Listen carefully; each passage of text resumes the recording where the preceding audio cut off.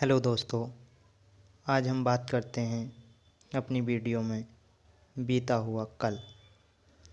महात्मा बुद्ध से संबंधित भगवान बुद्ध एक गांव में उपदेश दे रहे थे।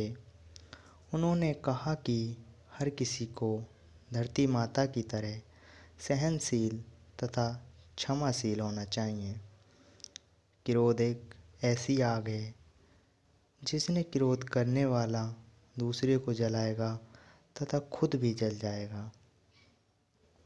सभा में सभी शांति से भगवान बुद्ध की वाणी सुन रहे थे, लेकिन वहाँ स्वभाव से ही अति क्रोधित एक ऐसा व्यक्ति बैठा हुआ था जिसे ये सारी बातें बेतुकी लग रही थीं।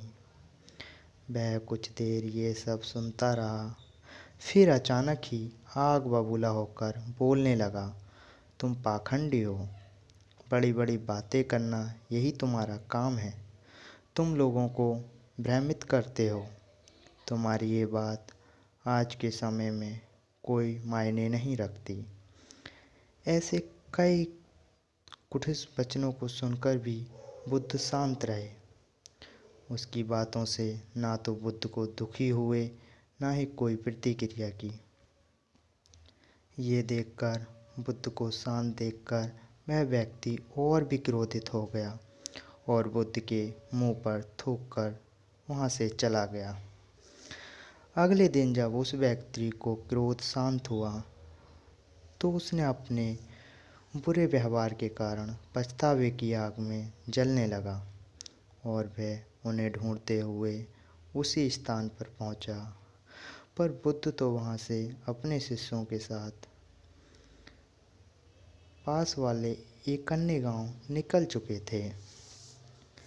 व्यक्ति ने बुद्ध के बारे में लोगों से पूछा और ढूंढते ढूंढते जहाँ बुद्ध प्रवचन दे रहे थे वहाँ पहुँच गया।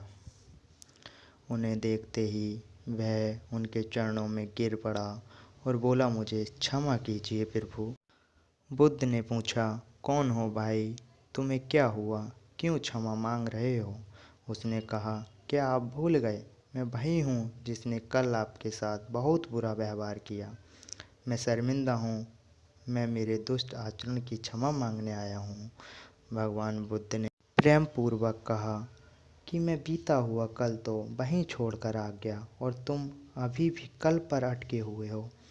तुमने पश्चाताप कर लिया, तुम निर्मल हो चुके हो। अब तुम आज में प्रवेश करो। बुरी बातें तथा बुरी घटनाएं याद करते रहने से वर्तमान और भविष्य दोनों बिगड़ते हैं। बीते हुए कल के कारण आज को मत बिगाड़ो। उस व्यक्ति का सारा बोझ उतर।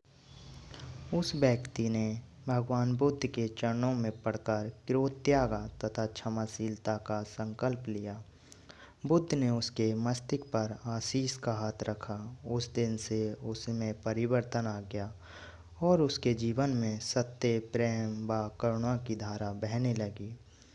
मित्रों, बहुत बार हम की गई किसी गलती के बारे में सोच सोचकर बार बार और खुद को कोसते हैं। ऐसा हमें कभी नहीं करना चाहिए। उसे कभी न दोहराने के संकल्प लेना चाहिए और एक नई ऊर्जा के साथ वर्तमान को जीना चाहिए। अगर हमारा चैनल आपको अच्छा लगा हो तो कमेंट कर बताइए और सब्सक्राइब कीजिए।